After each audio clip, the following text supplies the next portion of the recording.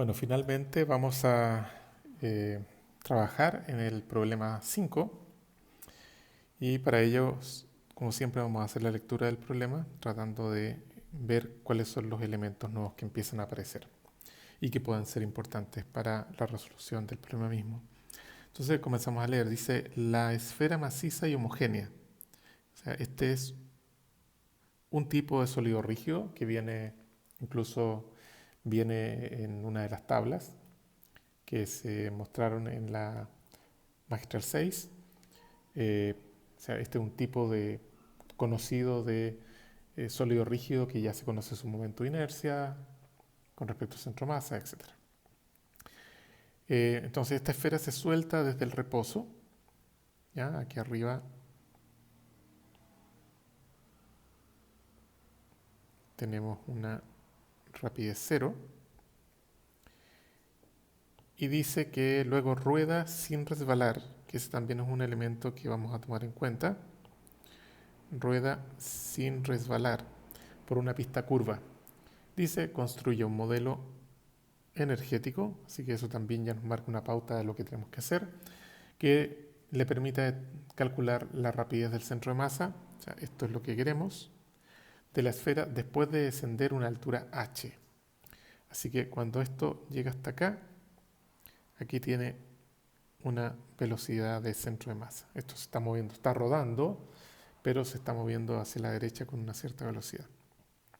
Entonces, antes de atacar este problema, me gustaría ver qué es lo que pasaría como una referencia si en vez de tener una esfera en esta parte, lo que tenemos es una partícula puntual, una cajita que resbala acá, resbala sin fricción y llega hasta acá, para tener una idea de, en ese caso idealizado, cuál sería la rapidez con la que llega allá abajo. Eso ya lo sabemos hacer y vamos a ver cómo sería ese cálculo. Suponiendo que es una partícula.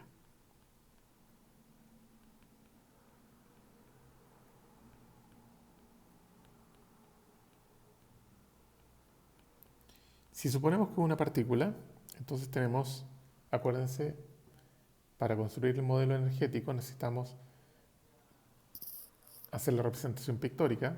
Entonces estamos por aquí arriba, ahí tenemos la partícula, y en el después la partícula está acá. ¿Ya? Inicialmente no tenemos velocidad, pero sí tenemos altura. Le vamos a poner aquí una altura h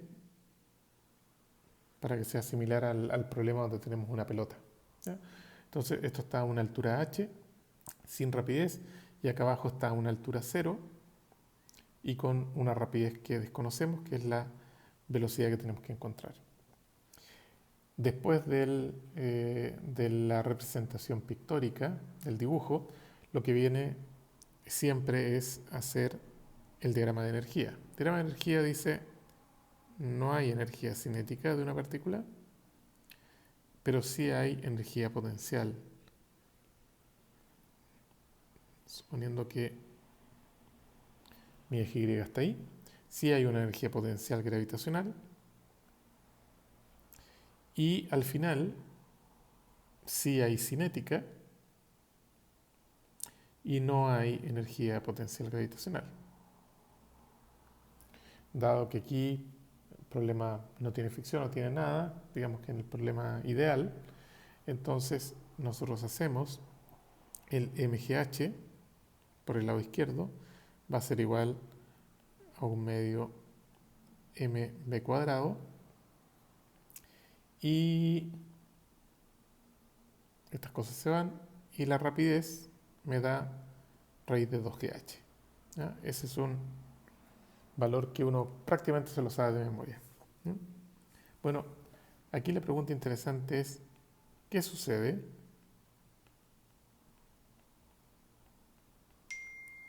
cuando ya no tenemos una partícula?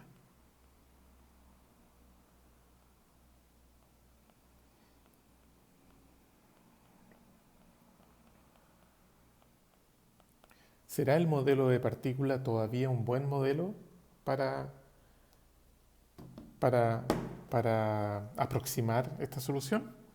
¿Ya? Esa es otra manera de preguntar. ¿Qué tan similar a 2GH, a raíz de 2GH es el nuevo valor que buscamos? Eso es lo que vamos a tratar de responder en este nuevo problema. Antes de irnos al problema en sí, me gustaría hacer notar dos cosas. Primero, si uno tiene una esfera o una rueda o lo que sea que está moviéndose sin resbalar, ¿ya? O sea que se está moviendo así, digamos, ¿no? Va girando en ese sentido, por lo tanto va avanzando, tiene una velocidad del centro de masa, que es la velocidad con que va avanzando su centro, ¿ya? Por otro lado, dado que hay una rotación sin que resbale, entonces lo que va avanzando es justamente lo que va tocando el suelo, ¿ya? Digamos que la velocidad del centro de masa, ¿verdad? La velocidad del centro de masa correspondería a la distancia avanzada, ¿ya? A esa distancia avanzada, la vamos a llamar delta x, dividido por delta t, ¿ya? Ahora, ese delta x no es más que el arco de circunferencia que avanzó. Entonces, el arco de circunferencia es el ángulo, ¿verdad? El delta ángulo avanzado por el r. Acuérdense, r por delta θ es la definición de ángulo en radianes. Ese correspondería al arco que avanzó, ¿ya? Y también sabemos de que omega es igual a eh, delta ángulo en delta t, ¿ya? Así que juntemos todo eso y nos queda que delta x, ¿ya? Vamos a llamarle este 1, 2, 3. Juntamos la ecuación 2 con la ecuación 3 y nos queda que delta x es delta teta, o sea, omega por delta t por r. Y la velocidad del centro de masa, que sería la ecuación 1, vendría a ser delta x, ¿verdad? Omega delta t por r dividido por delta t. Así que, si bien esta expresión la conocíamos, ¿ya? Cuando la obtuvimos era para otra cosa, ¿ya? Era para ver cuál era la rapidez de un borde de la rueda. Aquí esto es un cálculo para encontrar la velocidad o la rapidez del centro de masa de la rueda cuando esto está moviéndose sobre la superficie. O sea, el resultado conocido, pero es de otra cosa. ¿Ok? Así que esta va bien una sutileza. Muy bien, esa es la primera cosa. La segunda cosa es que tiene que ver con la energía. Acá, como no tenemos deslizamiento, entonces la rueda cuando avanza, ¿verdad? No está sometido a un deslizamiento, no está resbalando, ¿ya? Por lo tanto, la fuerza de roce, ¿ya? No, la fuerza de roce va, si uno quiere pensar, hacia acá, pero el desplazamiento no es hacia allá porque no está resbalando, ese punto no está tocando constantemente, ¿ya? O sea, no se está frenando esto por un efecto de la fuerza de roce cinético, ¿ya? Sino que esto hay mucho roce, vamos a decir que hay un roce muy grande, de tal forma que esto está girando en todo momento, así que en este giro no se pierde energía por ese deslizamiento que sufriría normalmente una rueda, ¿no? Así que, por ejemplo, cuando uno frena, ¿no? Que se frenan las ruedas y se va desgastando la goma de una rueda. Así que vamos a considerar conservación de energía.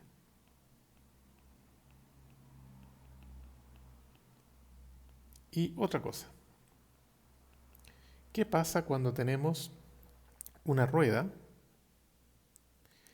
que gira,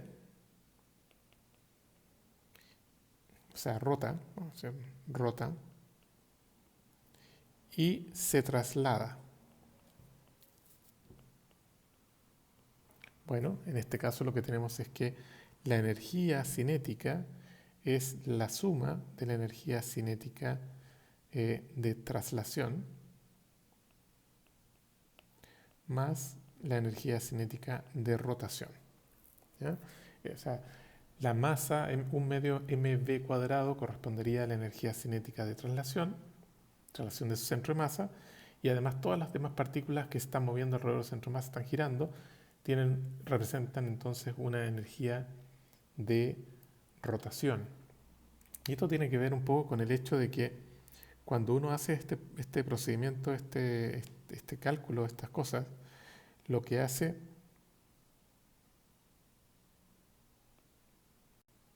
es tomar en cuenta que tenemos la rueda con un eje fijo. Entonces, la energía cinética de este punto, de su centro de masa, no está aportando al movimiento. ¿Por qué? Porque justamente está en ese eje que no se está moviendo. Entonces, cuando tenemos rotación y además tenemos traslación, como la Tierra, por ejemplo, que es un objeto que se está rotando y está trasladando, entonces tenemos ahí la combinación de dos energías. Así que eso tenerlo en cuenta para la conservación de energía. Partamos con el problema. Entonces tenemos la pelota por acá arriba y tenemos la pelota acá abajo. Y vamos a poner nuestro eje como referencia acá, igual que en el caso para una partícula. Y vamos a dibujar entonces la energía en el punto inicial, en el punto A. Este sería el punto B. Y lo vamos a poner a la altura aquí de su centro de masa, ¿no? Para que sea más fácil el cálculo. Entonces, inicialmente no tenemos energía cinética de traslación. Vamos a decir K traslación no existe, K de rotación no existe, y sí hay una energía potencial gravitacional. Y cuando termina el punto B, tenemos un poquito de traslación, tenemos un poquito de rotación, y en este caso particular no tenemos energía ni energía potencial gravitacional. Así que creamos la ecuación, que haría m g h por un lado, y por el otro lado tendríamos un medio de la masa por la velocidad del centro de masa al cuadrado más un medio de I por el omega al cuadrado. ¿Ok? ¿Qué más sabemos? Sabemos que tenemos una relación entre omega y velocidad del centro de masa, así que lo vamos a escribir acá, mgh es igual a un medio m velocidad del centro de masa al cuadrado más un medio de una de las láminas de los slides que venía en la magistral 6, venía cuál era el momento de inercia con respecto al centro de masa de una esfera sólida, ¿ya? Y era 2/5 m r cuadrado.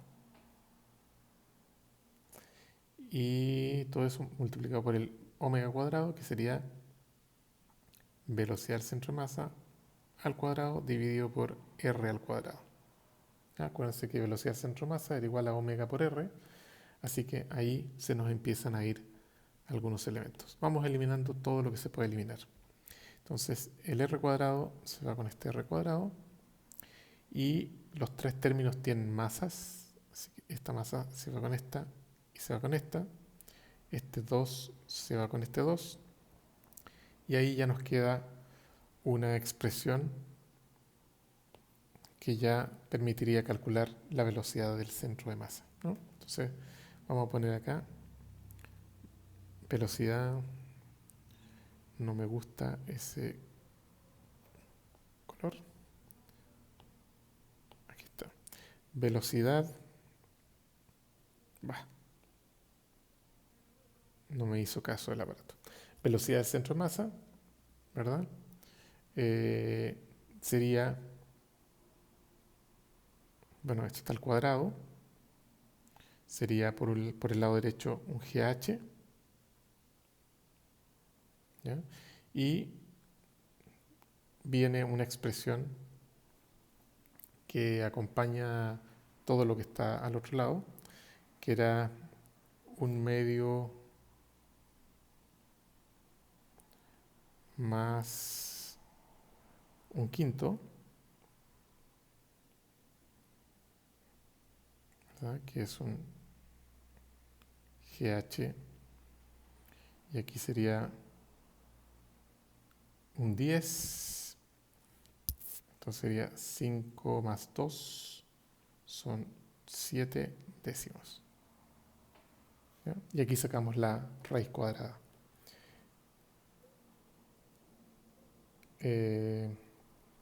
Dividido por esto, ¿no?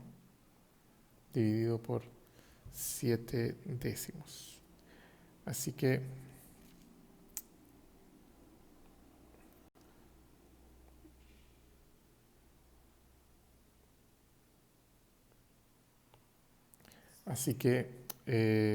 la velocidad del centro de masa no es igual a raíz de 2GH, ¿no? Sino que es menor. ¿Ya? Es un poco menor, y eso se debe a que de alguna manera la energía de rotación, la cinética de rotación, le quita un poquito a esa energía de traslación que tendría una partícula que no rota, ¿no? Entonces ahí esa subdivisión hace que llegue con un poquito de menor, o sea, si bien llega con la misma energía eh, cinética total que llegaría una partícula, como esa energía cinética total se divide entre traslación y rotación, entonces el valor de la energía de la rapidez del centro de masa es un poco menor que la que teníamos para una partícula. Entonces, de esa manera estaríamos terminando el problema 5, y acuérdense entonces que la energía cinética se divide en estos dos términos. La parte de rotación sigue siendo menor que la de traslación, la mitad más o menos la mitad de traslación, más o menos, pero hay que tenerla en cuenta para estos cálculos. ¿Ok? Así que en resumen, seguimos usando la misma idea de conservación de energía, nada más que hay que tener cuidado y tener en cuenta todos los tipos de energía que vayan apareciendo. ¿Ok? Muy bien, me despido entonces, espero que puedan con eso ya hacer la tarea, y cualquier duda que tengan, comuníquense conmigo, eh, ya sea por correo electrónico o directamente por el chat de Teams, eh, para los que están inscritos en el curso. ¿Ok? Bueno, adiós y que tengan una bonita tarea.